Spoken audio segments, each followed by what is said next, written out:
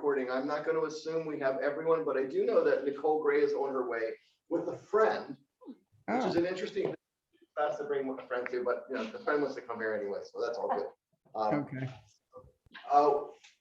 So I'm just going to start us off and invite us to go around and share something, a response to something. And Johanna may have some questions and or anything, so feel free to pipe in if that's the case, Johanna. So I'm very grateful, you all took this so very seriously and looking at this text and helping us on this awesome journey to, really encounter this thing seriously.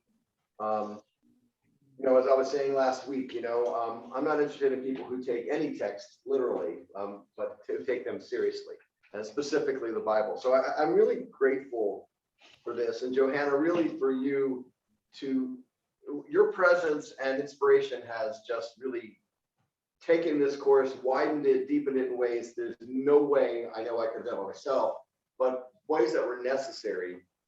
And I also want to share that how grateful I am for how open so many of you were for the way you shared. I mean, many of you shared very personal things that, I know I'm your minister, and often those things might get shared in a one-on-one forum, but in a class setting, it was just very, it was very humbling that you were that vulnerable. And not that I expect everyone to be that vulnerable, but I mean, it was really something. So thank you for that gift. So first thing I want you to do is I'm going to do something that some folks like to do at the end of a class. And so I'm going to kind of do a likes and wishes thing. So do one round. I want everyone to respond. What was the one thing or the small group of things that you liked most about the class? And take a moment to think about it and just respond whenever you're ready.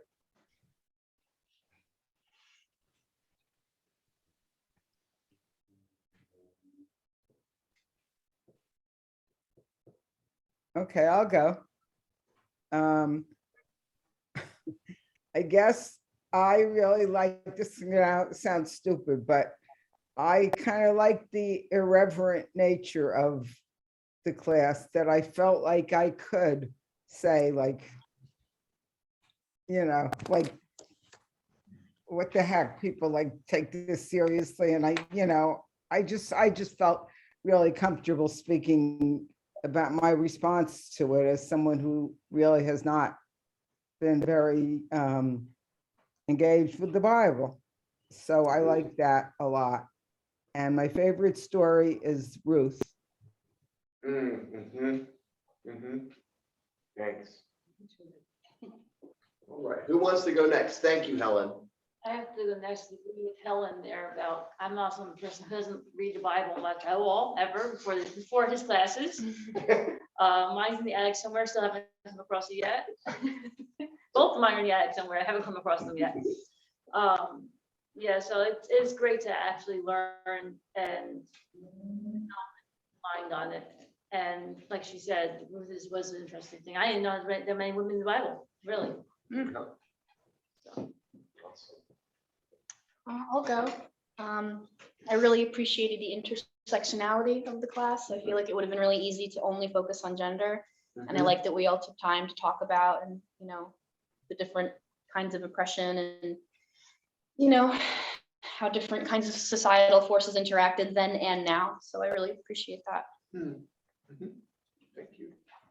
And what was your favorite story? Now that people are adding that.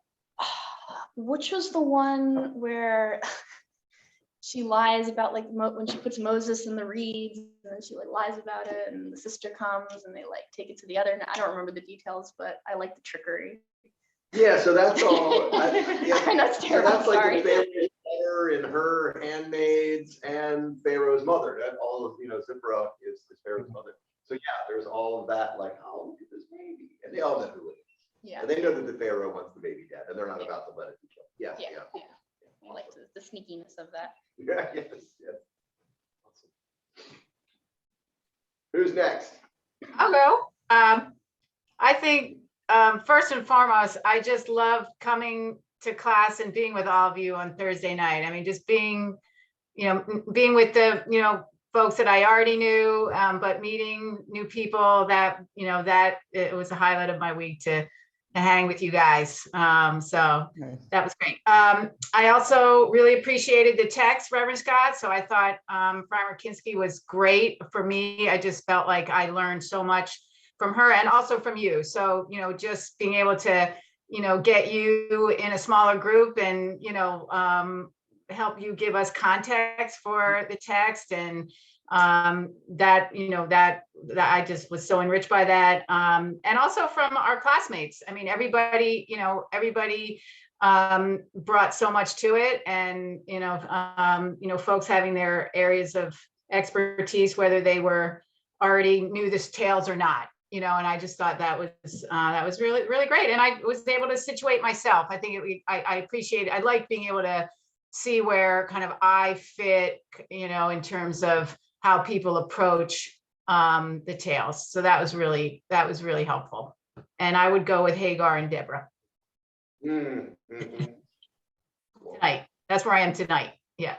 That's right, because it changes, right? Depending on what's going on in your life, right? Yeah. Sue, I think you were next. Susan's been. Yes, okay.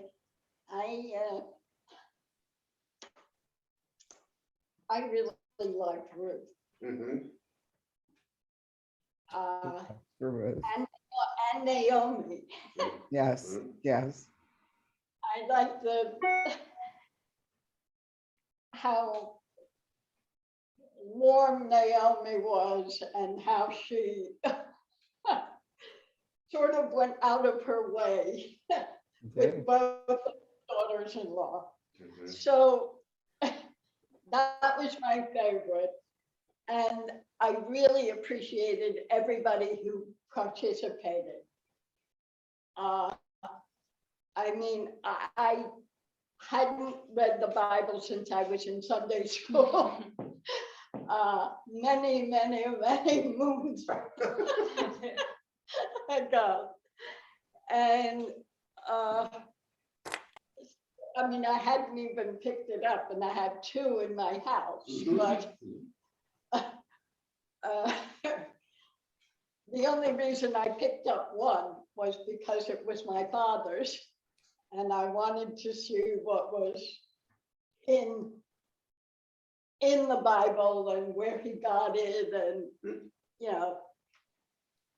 so that. But I really, Reverend Scott, you were just fantastic. I mean, keeping I'm just sitting here with the computer. engaging. Here. And it was the book is amazing. It was amazing, isn't it? Yes, I'm going to reread it over again. Wow. Thank you for your kind words. Sue, I see you have your t-shirt on. I just want everyone to see that Sue's wearing her shirt. Okay. I'm not gonna say shirt. Oh, yeah. I was gonna wear mine if I came in, but I ended up staying home in the rain, so. Oh, Sorry, even I missed that memo. Send you one. Oh, and Foxy, we haven't heard from you. Oh dear.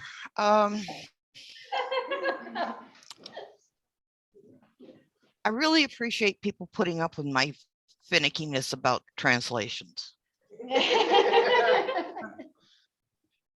As love some, Foxy, we love that. No, that was awesome. yes, that's right. You added so much.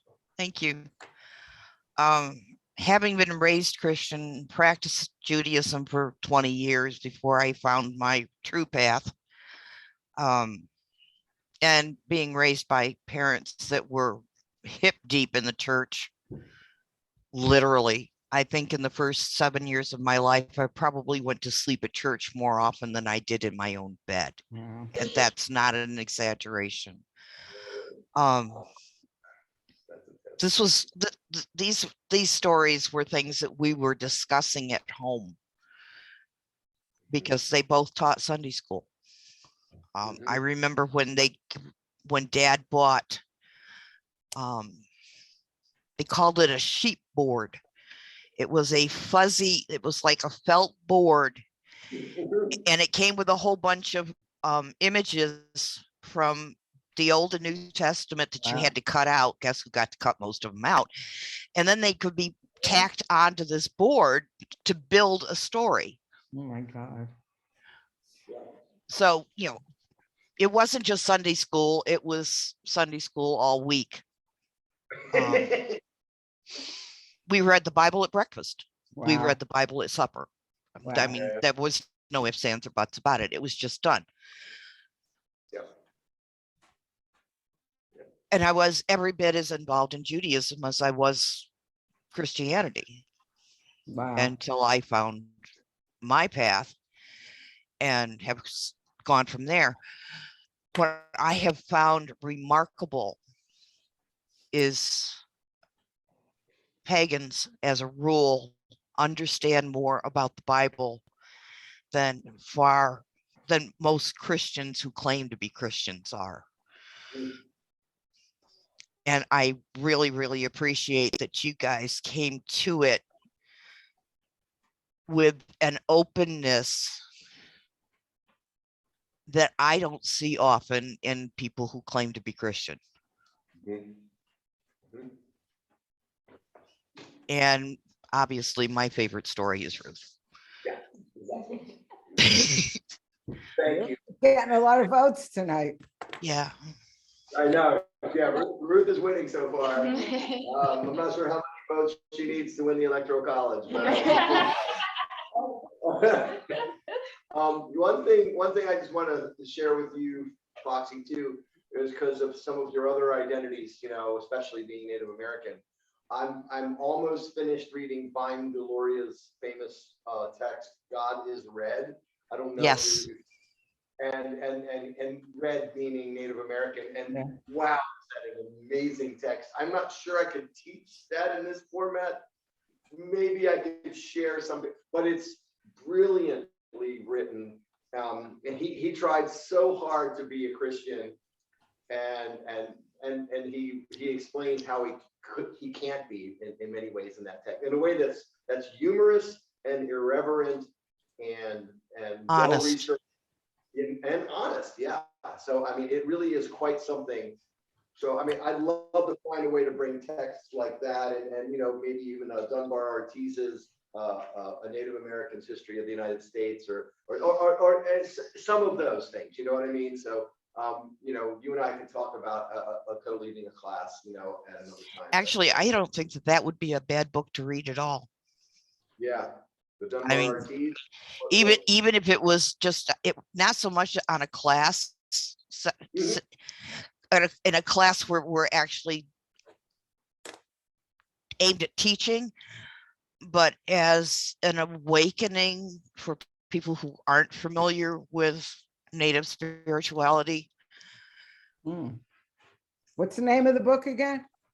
God is Red. God is Red. Okay. Vine Deloria. He has a much harder hitting polemic that he wrote about 5 years before that, called "Custer Did Not Die for Your Sins."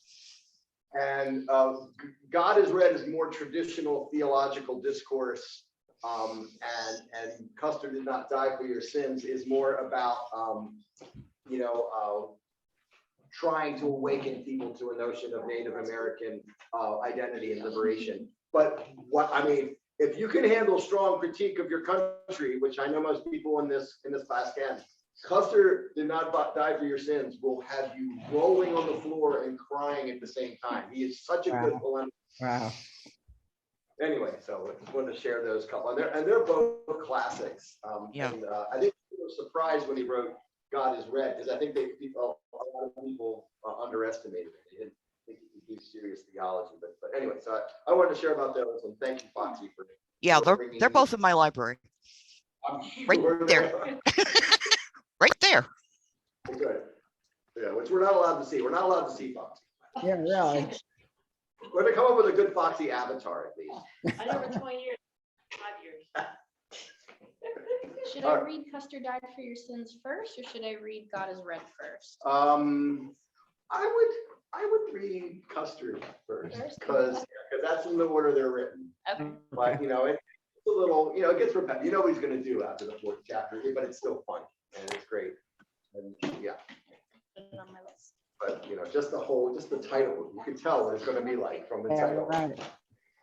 Anyway, who else? I think everyone's shared except Nicole. Is Rachel here? Rachel is coming. Oh, okay, And okay. she's so excited. She's definitely, I told her that we were gonna talk about Ruth. But she didn't hear. I mean, she's just like, oh, it's a class about women. Okay. All right, Rudy. By the way, are you okay? Because I see you don't have a coffee. Oh, you're so sweet. I'm late because I was caffeinating myself. I had a lot. Well, that peeps for you. Thank So, you. Oh, That's it's a a good mocha. one. I love my It's soda. a mocha peep. So it's got even more. It's- caffeine. No, I it's did. not. I bought them for Reverend Anya, forgetting she can't eat them because she's a vegetarian and they're jealous. Right. Thank you so much. Sorry, I didn't bring enough for the whole. Wait, family. it's a coffee. It's, oh my God. Is it? What happens when you show up in person? You get Give it away, man. Listen. Let's take a photo of it. All right, you guys. So what I'm asking folks is I'm doing likes and wishes first instead of at the Yes. end of the class. Yes. And what did you like most about the class, and what story were you right now is your favorite? Yeah, so, I really like. I really like, the first story, but I also really like the story of Naomi and, Ruth. I love the sisterhood, you know, women, right? What else? I really like the language. That Friar Kinsky uses in the text. The language that's used in the parts of the Bible that are dealing with women, like, you know, something, the sex thing. Oh yeah, like just the directness of the language. I love that. I love that part. And I love the idea of this friendship, this thing between Ruth and Naomi. Yeah. I think it's powerful, and it goes against all of that other stuff that we've seen in terms of how women relate to each other. Right? Awesome. All right. Well, here we is. So what do you maybe wish we could have done more of or done differently? I mean, it was an 8-session class. I think we moved pretty fast, but you know, I need to know, I always like to know, you know, if how I'm designing these things is working for folks. So let's, if you'd like to share, what do you wish maybe we could have done different or done more of, or maybe not done? If there's anything. There may not be anything, but there could be. Could you implant like 10 years of Bible study into my video? We all get it. So, Well, you know, it's more than 10 years because I grew up reading it, and I had this annoying thing that I'm told I still do, which is called thinking. And so when I read, I like think about them. And when I was a kid, I did this, and I would, you know, I shared some of this story. I would ask the adults who were teaching, I don't understand how you say that this story means that, and they had no space for it. So I didn't stop reading the Bible because there were, you know, obnoxious adults. I just stopped going to Sunday school. You know, I lied to my parents for a while because I'm the oldest of 5, so I had to make sure all 4 of my brothers and sisters made it to their Sunday school, and then I would go out the back door and hang out with my buddy Dave Dropieski in his basement.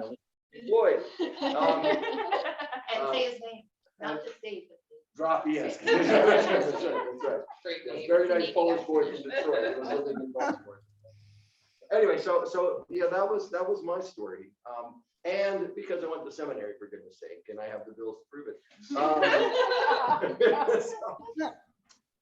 it helps. But you guys have been great. You guys have really taken this seriously and have really brought a lot, not just to help me understand, you know, but you really helped each other in ways that have been very, very comforting in this class. All right. So what wishes might you have?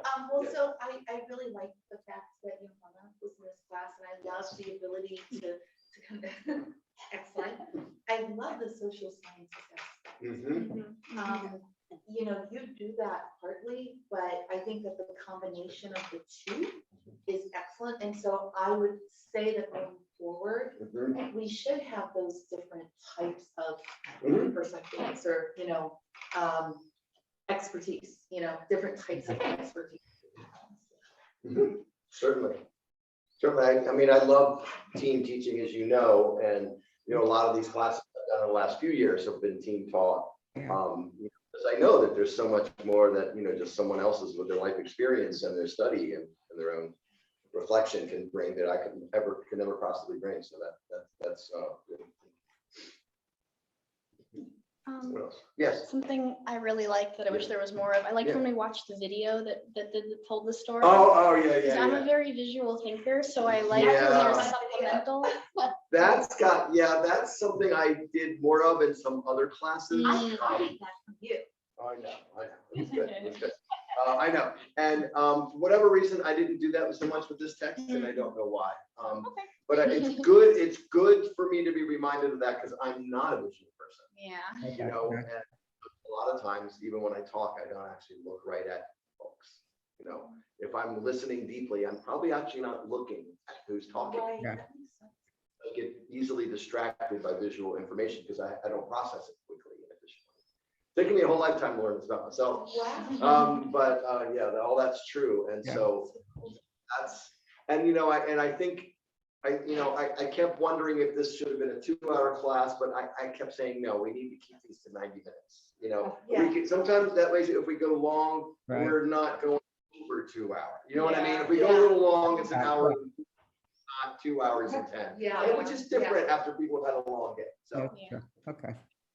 other wishes. So I loved having different perspectives. So it was great that we had you and you're so knowledgeable, and Joanna, and then Nicole leading one night. I was really impressed. And then Foxy. I mean, it was everybody, but people who really had expertise in these various areas. I just thought that was invaluable. I guess if I had a perfect wish, I might have made concentrate on just a little bit less each time in a way and go in a little further. Maybe that's for me because this is all so new to me. So that would be the only thing, but really it's worked remarkably well. I have a very irreverent question I'm going to throw out now. So this is really bad. It's going to get me off with your head. No. Okay. So why is studying the Bible more important than studying any old classic literature in a way? I'll let other people answer before I answer because I always have an answer. Okay. You need to have an answer. This is nominally a Christian country. Nominally. Right. Far more so even 50 years ago than it is now. The Bible is for most Caucasians, if not other races, and I use that as a very generic term. This book underlies so much of our history that if we fail to recognize its impact and fail to recognize that what was going on then was not necessarily okay, Right. then we miss out on understanding why our cultures functions the way they do. Think about the difference between Caucasian culture and Hindu or Chinese culture. Their focuses are very, very different. They're more internal driven rather than externally driven. Responsibility for their belief system is internal, not external.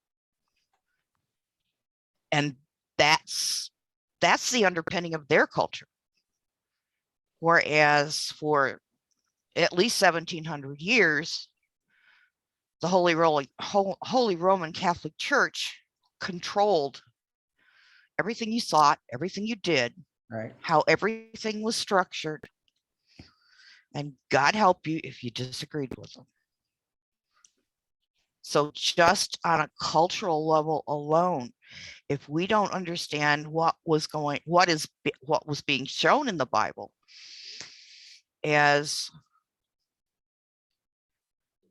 the backbone of everything that our culture, our wider culture has done, then we really don't have a foothold to make any change. But secondarily, those 1700 years, a lot of people were taught that this is it, and thou shalt not question it. Oh, they still are. Yes. Yeah, and they still are. I have said repeatedly, I have no problem with Jesus. My problem is with the people who claim to speak with his voice.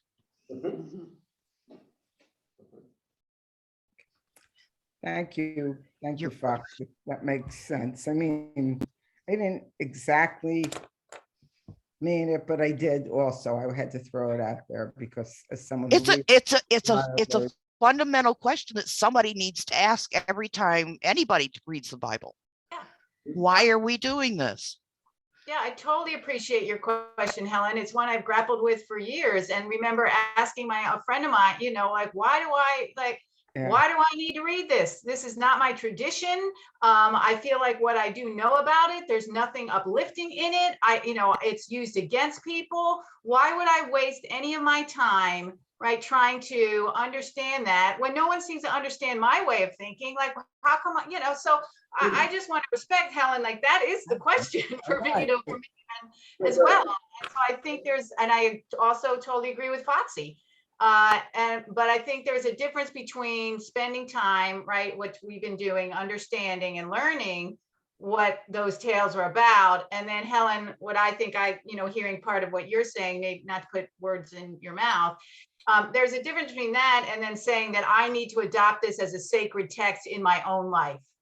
Right. Well, sure, of course, yes. Separating out, like there is a separate question. Why does everybody consider this a guiding text that informs their meaning and life and purpose? Those are separate questions. I think, Helen, if that's what you're asking, I mean, if that's bundled up there, both of those are totally legit questions. And I think you can answer to one of them, totally important, and the other one, I don't need to actually, right? I can object, right? And be really concerned that these tales continue to carry so much weight given some of the messages. And what does that mean? I mean, I think so. I just want to affirm, like, that's not a flip, that is right. One of the core questions. And I just thank you for asking it, right? We don't all have to feel close to anything in those tales, right? We don't. But to understand their global significance and shaping and how millions of people are it for millions of people, right? These are tales, right, that inform who they are. So many things haven't changed. Yeah. I kept saying so many things that haven't changed. That's the other thing that's. You're making an excellent point, because we are still facing the same problems some of the same problems that were faced in the Bible. Yeah. The fact of otherness in and of itself. Yes. I think that's one of the reasons that Ruth is so important to me, is because she was the ultimate outsider. Yes. And yet she became the grandmother of Judaism's greatest kid. Awesome. See, this is why I don't need to say anything. You're all Bible scholars now. So yeah, I think the Dr. Bill Bettridge, who taught ancient English literature when I was at University of Maryland, Baltimore County, not far from where Johanna is zooming in from, in Catonsville, Maryland. He shared, when people asked him in a time when they were really trying to make the curriculum more contemporary, and he sort of had to defend, at a public university while he was still teaching, Beowulf and some of the very ancient English texts, as well as in very early English translation of the Bible was one of the things he taught too. He said, you can't in order for you to understand how best to change the world, you need to understand it as it is. You need to know what this is before you can take this to where you think it should be. And so it is that part of that is that foundational piece. And that obviously that stuck with me. That was 32 years ago. I think he said that to our class when he was sharing being asked those questions, at a faculty senate. When there was questions, we kind of want to have a new position doing something different with more contemporary literature, and that's important too. Anyway, so just want to share all that. Oh, Wendy. I got it. All right. Any other wishes folks like to share? Well, I have Wendy just popped up, so Yeah, hi. hi, Wendy. Hi, Hi, Wendy. I'm sorry I'm late, but I just got home from New York. Traffic is horrible. Awful. Raining, of course it is. Good thing you weren't on the turnpike today. There was 90 minutes of. Oh, Yeah. Yeah, I was in Hudson County up in Terrytown, so it was just horrible getting back. But anyway, I'm here. We're doing a kind of we're doing an assessment of the class. Oh, What were the So what did you like most about the class? What were your favorite stories that we covered? And what might you wish that we did differently or did more of? oh boy, I really enjoyed this class. I really did. I love the book. The book is very scholarly, but it's not deadening, right? I mean, because some books and that have this type of information, it's very readable, which I really appreciated. And I just thought the textbook was excellent. I thought the conversation that happened in the class was excellent. I wish we could have read all of the stories and discussed all of the stories. That's what I wish. So. Next year. All right. Anyone else want to share about those first few questions? Yes, there is one I would like to share. I would like to thank Joanna. I don't get my scholastic butt kicked very often, but you did it. Ah, Foxy, I could say the same to you. And you have a much better name. So it's really, I didn't see it that way at all, but that warms my heart. But I learned a lot from you this class. So, but that's funny. But thank you. Thank you. Yeah, could I add on to that? Because it's clear that you have Heather up. Why don't you have your real name up, for God's sake? Call me, Wendy, because my sister Heather's in Maryland, and you know how low tech I am, everybody. There's no way I would change that name. Okay, so I totally, because I've been on the road, you have no idea. I had a delightful meeting with a big donor, but right now I'm brain dead. So forgive me for forgetting who you are, Joanna. And but it was clear to me, you didn't know the Bible stories, but your perspective was so interesting that sociological, feminist, gender-based perspective was excellent, and I really Yeah. appreciated it. You were saying, Batteries. that Yeah. balance. Good. So I'm going to give you the next question to think about. I'll share the screen, and then I'll go with Foxy so we can get batteries. I mean, with Debbie. batteries to Columbus, yeah. It's gonna be a long drive, Rev. Yeah. All right, so how do we keep the insights of our sharing alive? How do we teach folks how the patriarchy has redefined and limited the roles of women throughout the ages, including in ritual, theology, and the biblical text? So they're long questions. And for now, we're gonna go get some, I'm gonna get some batteries so you guys ponder them.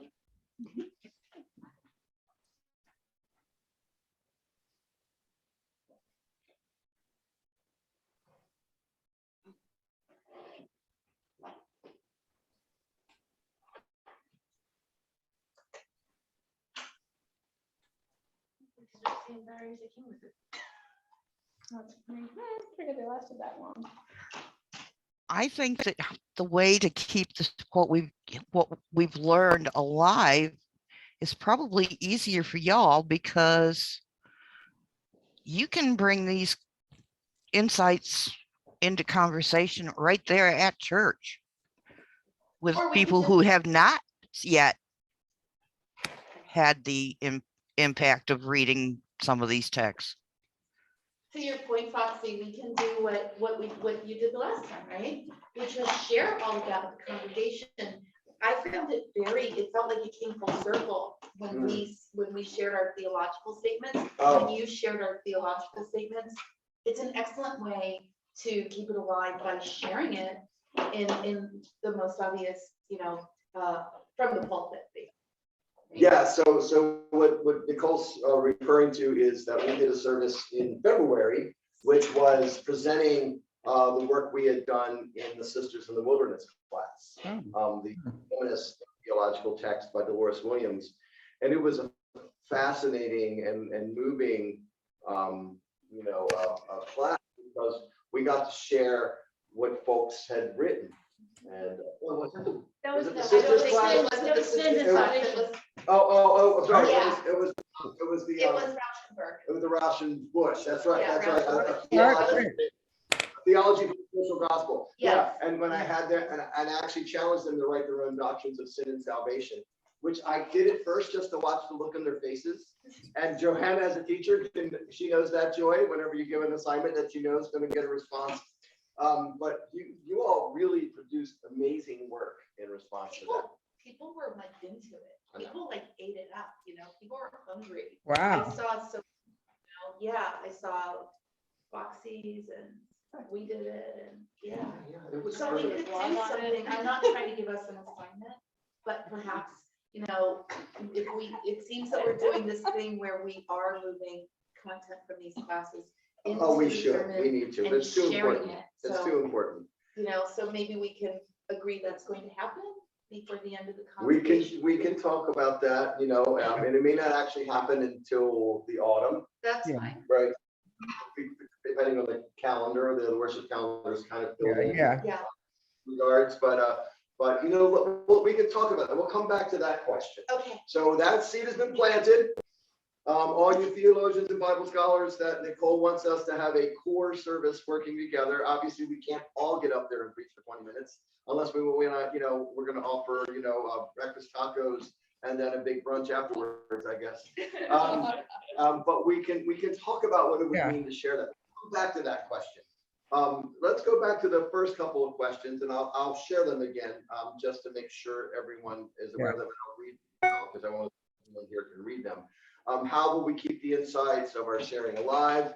And how do we teach folks how the patriarchy redefines and limits the roles of women and has done so throughout the ages, including in ritual, in theology, as well as the biblical text itself? Because we looked at how the text had been changed and is reinterpreted when it encounters different cultures, how it changed during Greek culture, for instance, and all of a sudden Delilah is not wooing Samuel with her words and wit, but with her beauty, because beauty was more important to the Greeks than it was to the people in Judah and in Jerusalem. So it's very interesting to share these things, because to me, the greatest public service I sometimes think that we do in congregational life is get people to examine the assumptions that they walked into the room with. And Johanna probably appreciates that when she's able to accomplish that as a teacher as well. because there are so many things that compete for our attention. There's so many things that ask us, to just accept the way the world is. And, it's too easy because we're so busy to just kind of accept things the way we're told. And to me, a foundation of moral imagination, and I've said this a lot, and this has a lot to do with my personal biography. I understand that, we're born into this world and there's all kinds of assumptions about what the truth is. But it is our job to figure out what is the nonsense and to call it out and to come up with something better. And it doesn't mean that you have to hate your parents, but or you hate everything about your world or reject everything. But I deliberately have values that are not much like my own parents. I love my parents, but I do not see the world the same way as them. And and so that's my story, and that's why this means so much to me, and why I think a hallmark of sound moral reasoning, as well as building a better society, is asking, why do we believe what we do? Why do we assume what we assume? And what is a better substitute for that when we find out that it's an error, or it's destructive, or it's discriminatory? Mhm. Yep. That's a whole lot. And disagree with that. No, I So- can't disagree with it either, because I was every bit as rebellious in my own way as you were.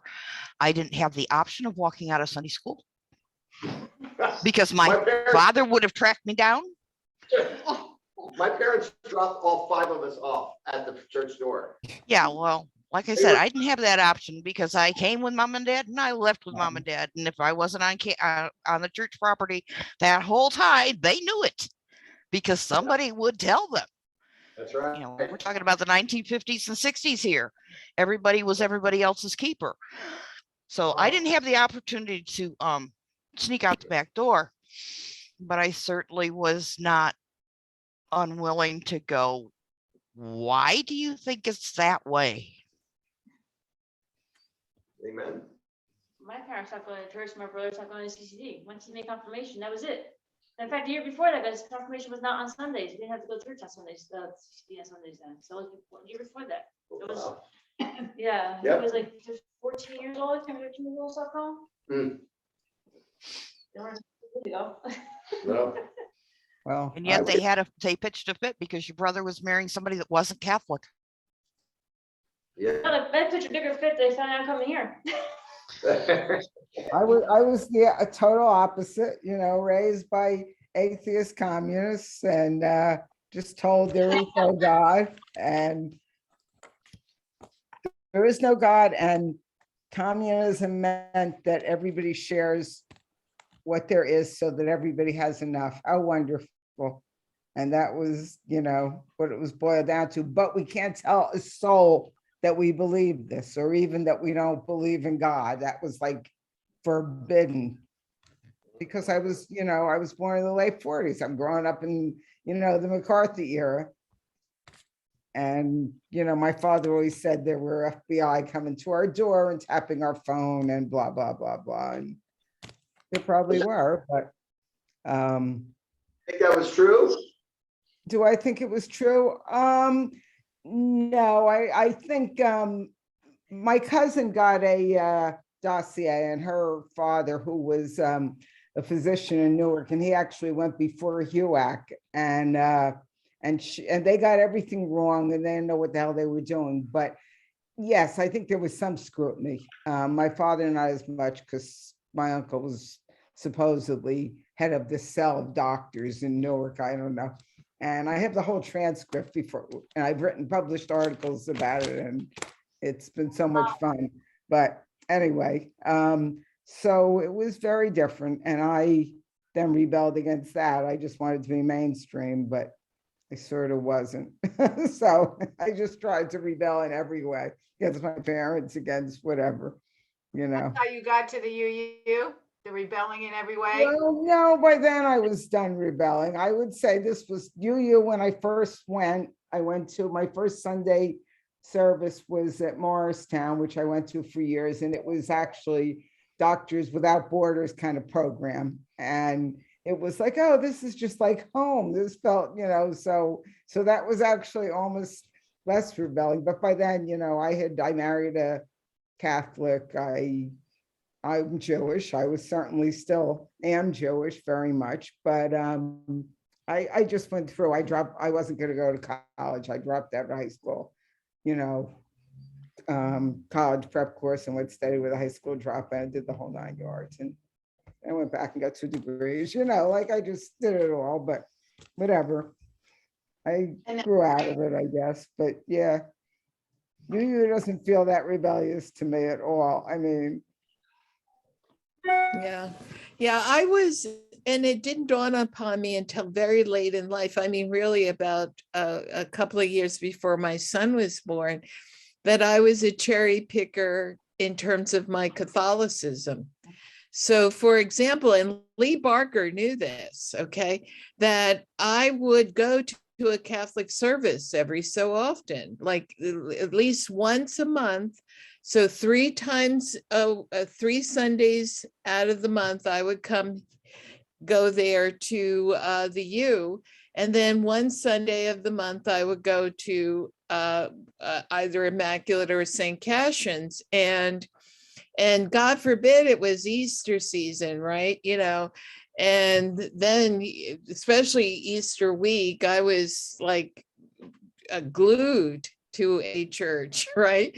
To a Catholic based church. So, but then so I focused on the social justice aspect of the Catholic Church, which is, the Joe Bidens of this world, right?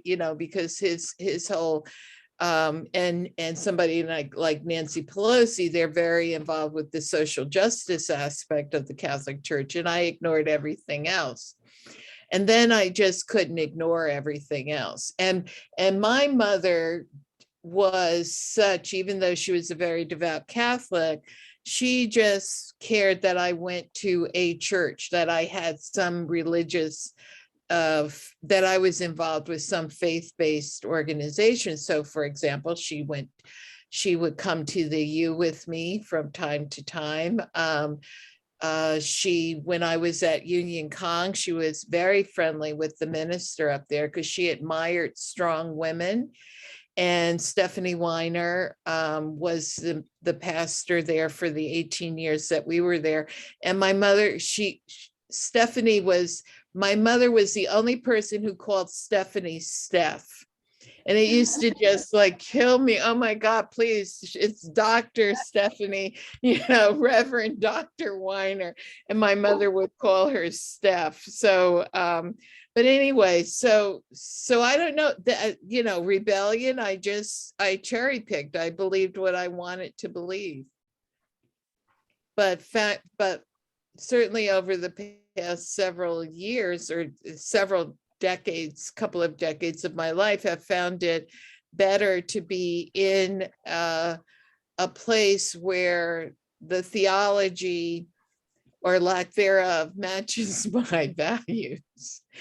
And right now I can't stomach the Roman Catholic Church. I mean, when I departed from it, I really departed from it. Can't say I don't blame you. I used to take migraines on Sunday. you what? Migraines, I think Oh, on fake Sunday. migraines. Yes. Okay. It's like nothing. My parents are A&P Catholics. Yes. Joanna will probably get a kick out of this. When I went back to college at 50 something, I was taking a sociology course that required a survey done. And we do I those every now and discovered then. that fully 50% of my respondents were recovering, all pagans, practicing pagans, but 50% of my respondents were recovering Catholics. Wow. Oh, yeah, that's right. If you were this Lots of part, them out there. There's a more of lot of them those in sociology. Yeah. Jewish, but not religiously so. Yeah, here in the Northeast, there's a lot of that. Yeah, if it wasn't for former Catholics and former Jews, we'd have a lot fewer people in this congregation. Yeah, except I don't think you're a former Jew. Well, no, I know, I mean, not observant. Yeah, Not okay. observant. I'm sorry. I had to throw that out. Yeah. And I see the world the way a Catholic does. I really do. I have this aesthetic that is very Roman Catholic. Like that miracles can happen, it's just a different, it's Oh. not Protestant at all in the way, in my worldview. All right, you guys are sharing a lot. I appreciate this. So I'm just gonna go to the, Yeah. go ahead. Oh, no, I was just going to ask you this one thing that I stated on page 239, misogyny. Mhm. I've been looking for the misogyny part and I can't find it. It was on the screen that you, and it was about Oh, Greco and yeah. misogyny, and I thought that was so. Oh, yeah, sure, yeah, I will, so we're back to the Primer-Kinsky text, I'm on page 339. It's. Are we going to talk about that other question that was on the board?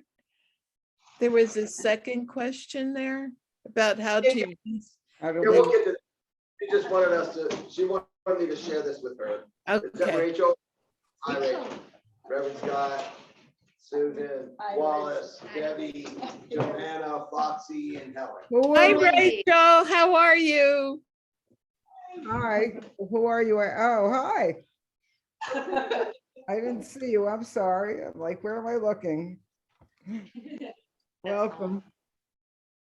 So, yeah, so the misogyny piece, it is alluded to on page 339. It's the later adventures of biblical women is the chapter. And I'm going to start reading at the second paragraph there on that page 339. And this, we talked about this in broad strokes. I don't know if we actually read this paragraph in class. I can't remember everything we did, sorry. But with the oncoming of the Greek conquest of the Middle East, obviously Greek culture and values and philosophy and worldview began to permeate everything there. And specifically, for this context of this text, their views toward women. And the Greek Empire, and more so even the Roman Empire, were very misogynistic. So that's what this paragraph is referring to. The conquest of Israel by Alexander the Great led to a confrontation with Greek culture. Hellenism, which is Greek culture, Hellenism had an enormous impact on Israel, even on those who did not rush to adopt it, meaning adopt Hellenism. Sexuality and gender became major concerns, and new Greek influenced ideas about gender led to the first misogynist statement in the Hebrew Bible, the Lament of Ecclesiastes, that a woman is more bitter than death. She is all traps, her hands are fetters, and her heart is snares. Good grief. Wow. Wow. Oh my God. And so, and Ecclesiastes is a text that's written, yes, by Jewish writers, but after its encounter with Greek culture. That's Oh why. my God, that's horrible. It is. The later sequel to Ecclesiastes, the Wisdom of Ben Sirah, has very strong opinions about the nature of women, few favorable as to other Jewish and Christian works from this period. And if you go to the next page, I wrote a note in the margin about this, that I think here in this crux where Roman and Greek culture became to be infiltrated into the biblical text and into how the biblical text is interpreted at the onset of Christianity as an institution, really leads to our continuing inability to see gender as a culture in a more enlightened way. So the top of the very next page, Primer-Kinsky continues. These writings evince a height. Excuse me, I'm sorry. Yes, I just don't know exactly where that is in the, I'm a little bit, the later adventures of biblical these women. writings, got it. Okay, Yeah, and then I'm that's what following it's on these this. writings. Yeah. Sorry about that. That's okay. But these writings evince a heightened sense of the dangers of women and their ability to use their ability to use beauty and sexual attraction as weapons against men. God. Of Judith, and the story of Judith in the Bible reminds people sometimes of Deborah, And Yal, because, Judith cuts off the head of Holofernes, the general of the army. But unlike, Yal, and unlike Delilah, who use wisdom and wit and charm, but not beauty charm, not sexual charm, Right. and language to lure them. Yeah. This is all about physical appearance. And so the figure of Judith puts this new concern in the most positive light. Judith is an unquestioned heroine, but when she sets out to save Israel, unlike those before, she girds herself in the armor of womanhood. She has her hair done. She puts on makeup, attires herself vigorously, and goes out in her beauty to confront the enemy general. Her strategy succeeds, for he is so taken with her beauty that he drinks himself into a stupor and falls down drunk, at which point she takes his sword and cuts him. Beware the beauty of women. And so all of these stories, and that's all I'm going to share directly from the text, but this is what we learn, and what is the most important thing I feel to take out of this class is how a text that we think is static continues to get reinterpreted over the ages, and not always that are better for the people of this world, because to me, this does not seem to be better for women to have reinterpreted the biblical text in this way, that, because people had a hard time believing that Yale just was able to make that general in that story feel comfortable enough that he was in a sanctuary, which you're supposed to provide in the Middle East, where someone comes to your tent and says, "Hide me." But no, they had to reinterpret it with the apocryphal language and all of the other interpretations. Oh, she must have sexed him to sleep, Well, why? It doesn't say that in the text at all. So why does it have to be that way? Right? So this is one of those interesting things where, like I shared last week, Rabbi David Greenstein from Shomrei Enuma, he loves to say that the Bible means what we say it means, except of course when it seems like it doesn't.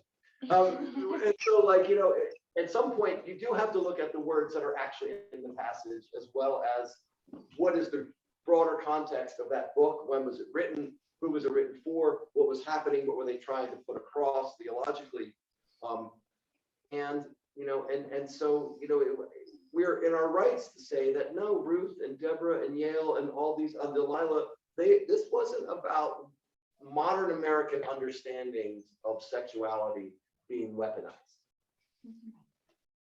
And because that doesn't really help anybody except the people who want to have a very clearly defined role for women that limits them to only be able to have power if they're doing things that men normally like looking beautiful and willing to sex them to sleep. Right?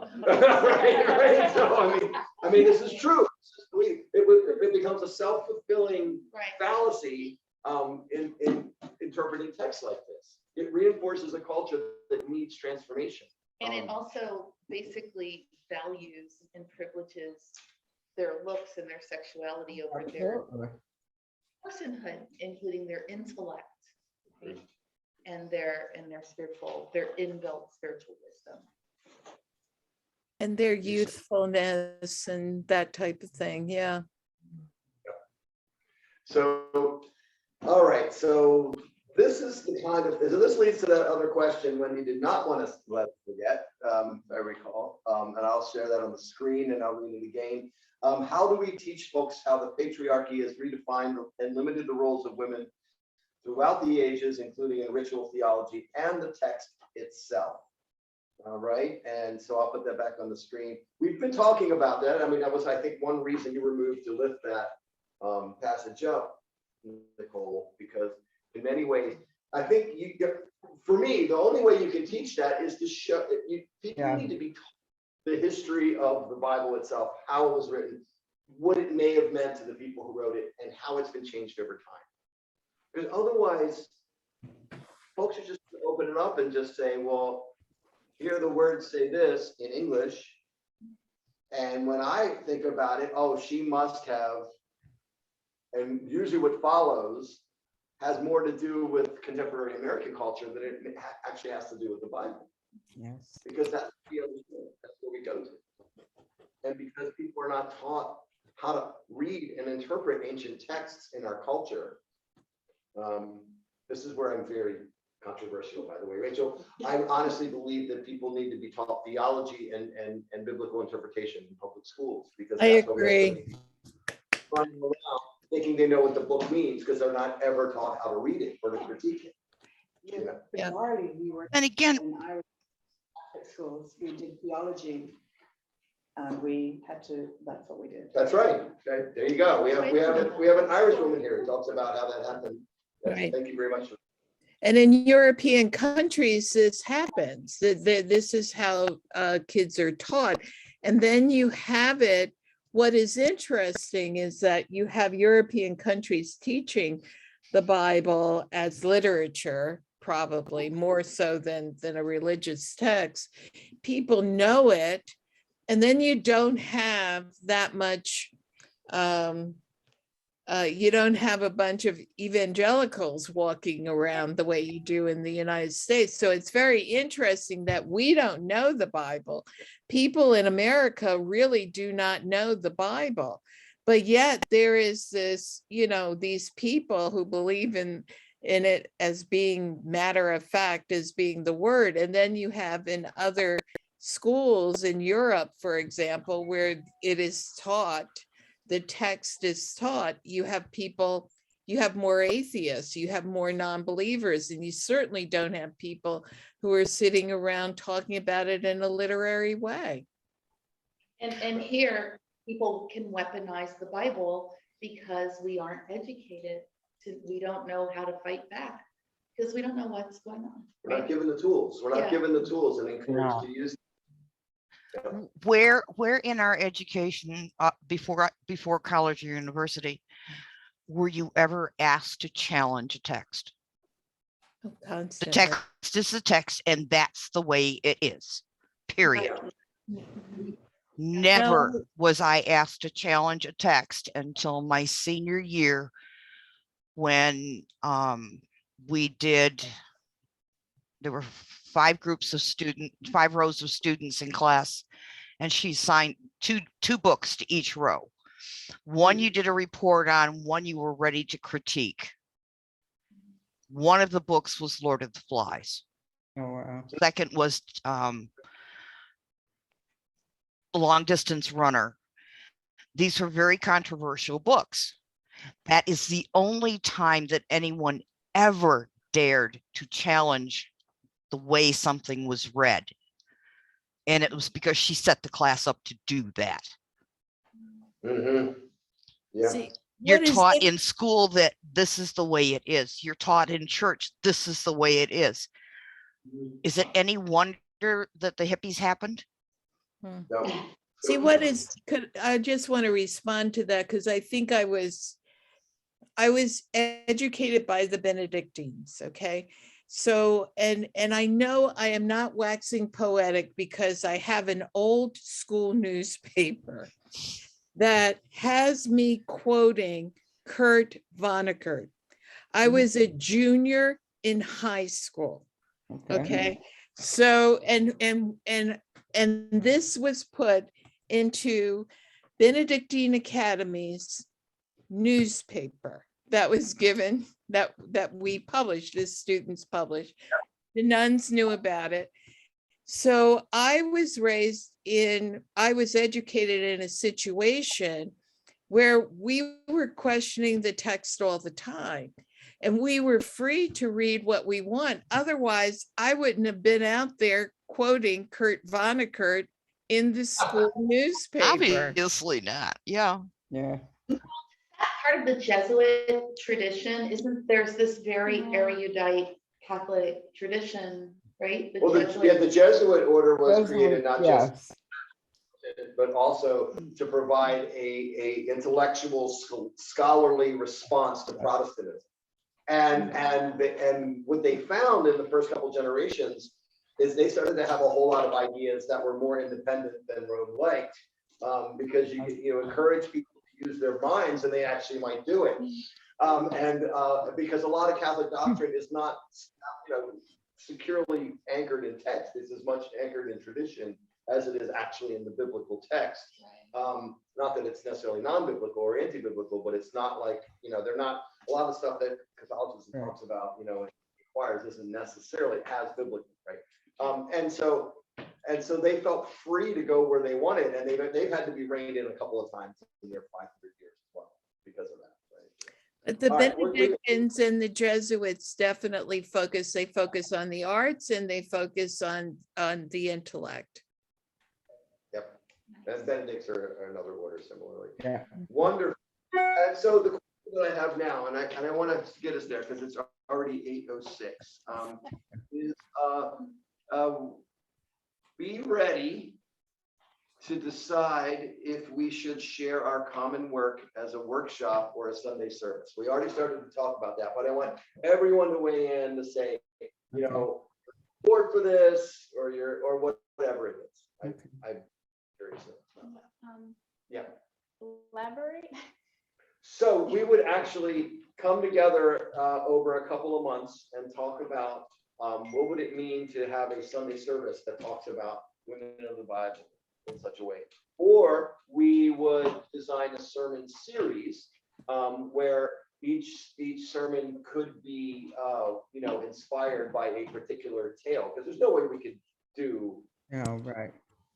class on a Sunday morning in exactly the same way. Mhm. But there's a way to share one slice of one story in such a way that shows what's available when we're able to, have a companion like Primer Kinski and, to explore this and try and figure out, what does it mean for me today? What does it mean for the congregation? What does it mean for our society, for us to question the role of women in a way that's anchored in the biblical text, which a lot of people are trying to weaponize against women's liberation, even to this day. Could we could also do something for Time for All Ages? Could be time for all ages, right? So it doesn't, I would prefer one thing that would be like the whole service that's like Yeah, sort of the same. for Yeah, our For social salvation, gospel class. salvation, yeah. But yeah. at the same time, you guys could help and say, or, we could be in conversation and I could look at the worship calendar with folks and say, oh yeah, the Deborah story, we're literally working on that sermon and and that's a way to keep it in front of folks. So I don't know what a workshop would look like, but for doing a Sunday sermon, or series, I like the way she divided the women, the victors, the victims, the whatever, and I think each one could be, whatever we felt was the best example, and going through that and maybe tying it into what's happening today. And Helen, thanks for saying that, Helen. One of the things that, one of the wishes, just to weigh in with a wish now, is that I also really appreciated her typology there. And so thinking about, why does she, how she sets up that typology, why is she, setting it, how did she come to draw those lines around, the tales in that way? What does it teach us? What did it teach us that there were victors, villains, virgins, right? And I thought that was a really helpful armature. And so Helen, I agree. Like, I think that would be, one way that I think might be interesting to folks to hear something teed up like that. Yeah.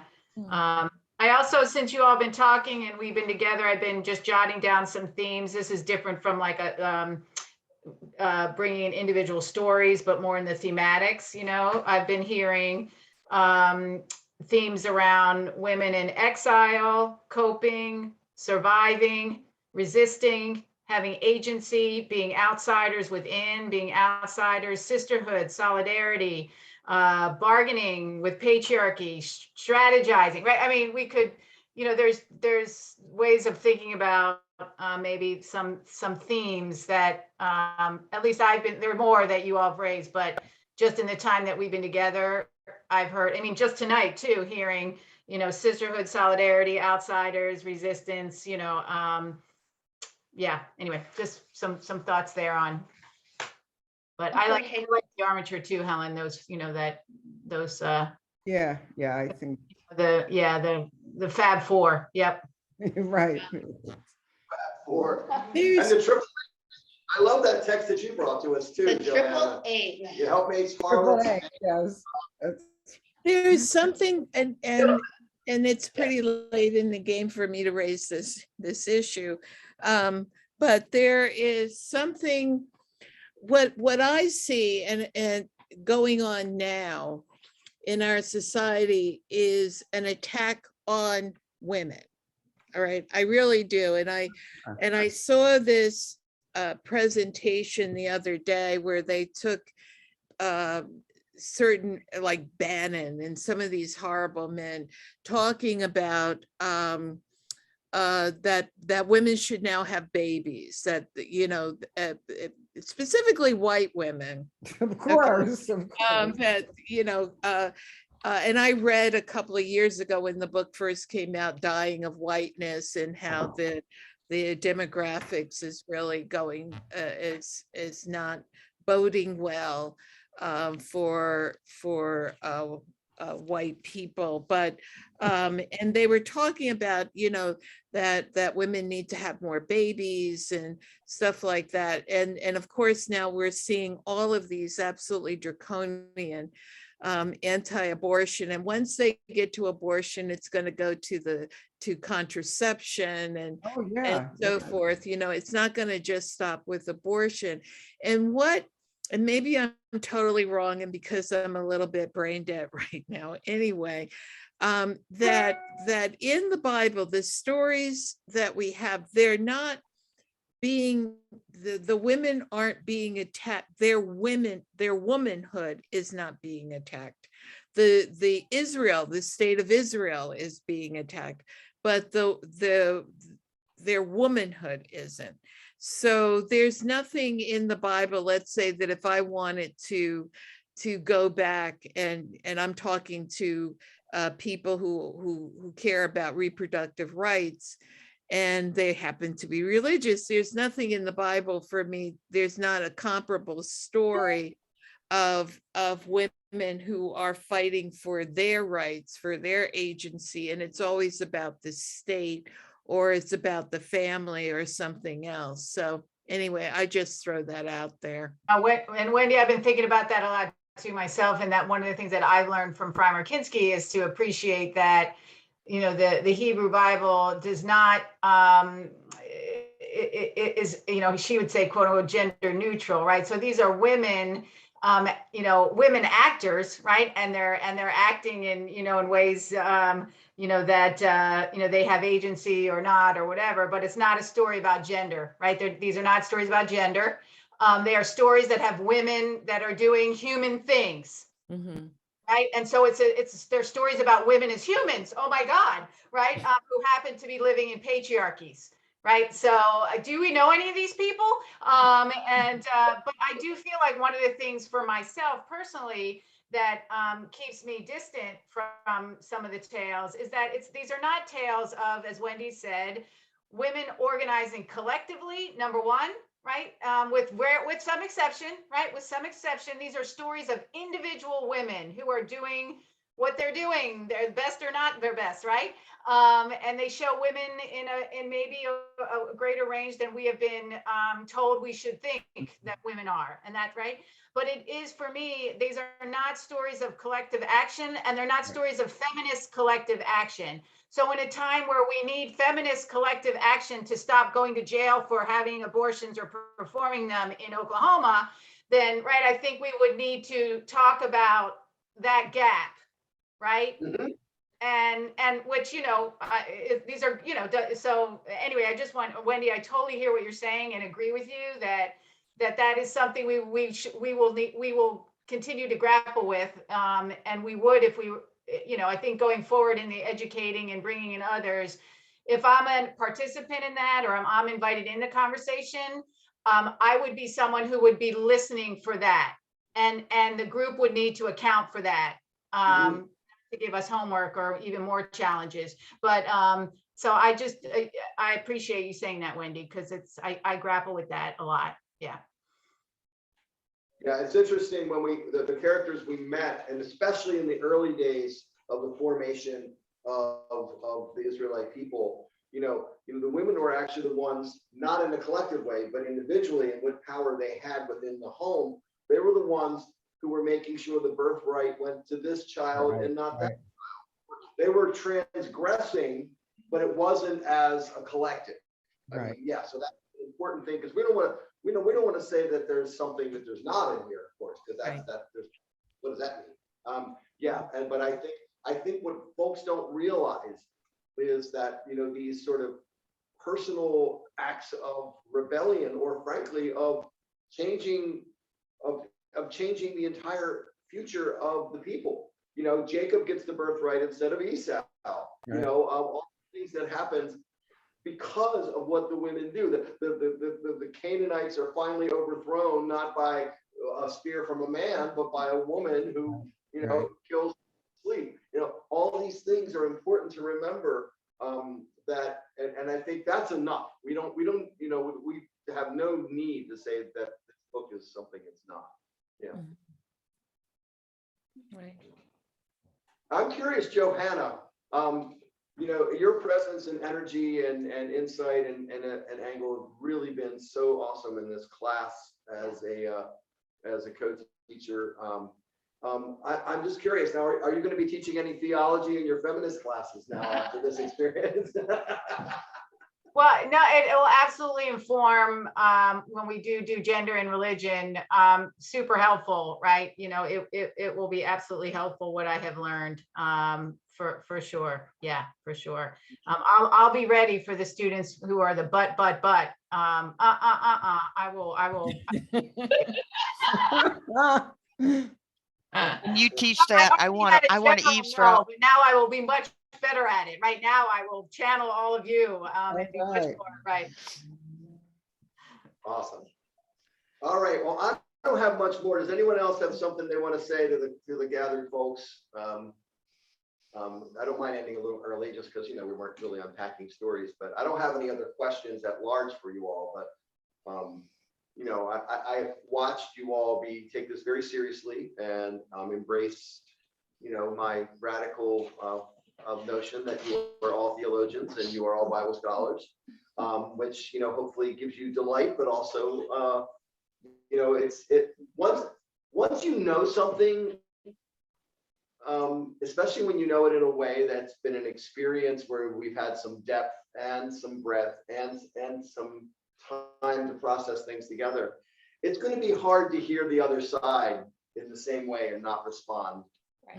You know what I mean? So that's the whole moment of moral action, that once you know something's wrong, you actually have to speak out against it.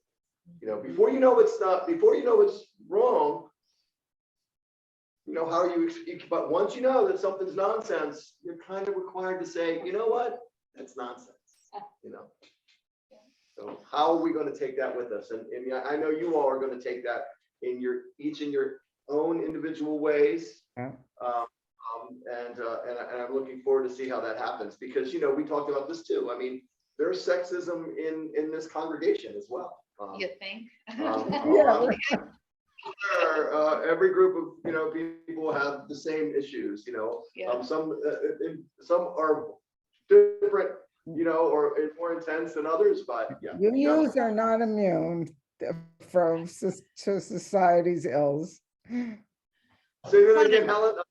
We were talking in here. Go ahead. Say that again. I just said UUs are not immune to society's ills, no matter how enlightened and cool we think we are. Yeah, and shame on us if we ever think we are. That's right. Right, like it's almost. I'm disappointed that there were no men that signed up.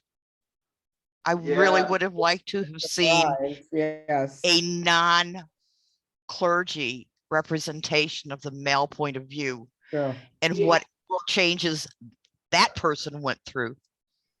So one who signed up, but he was just too busy because it's budget season. Our treasurer, Chris Corbett, he signed up. With Deb. Yeah, he and Deb were both going to be in this class. So awesome. And because he signs up for our classes too.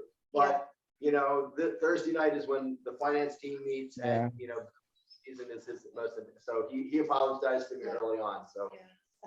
But one only. But just one, I know. Well, there's that other thing, right? You put out something, reading the women of the Bible. Right, right. Yeah. I think it's just women, Right, right. Which is odd, because if you think about the Baldwin, what's the other dude's name? Baldwin. Du Bois, yeah. Du Bois, thank you. Yeah. Class, it wasn't like only Black people came to it.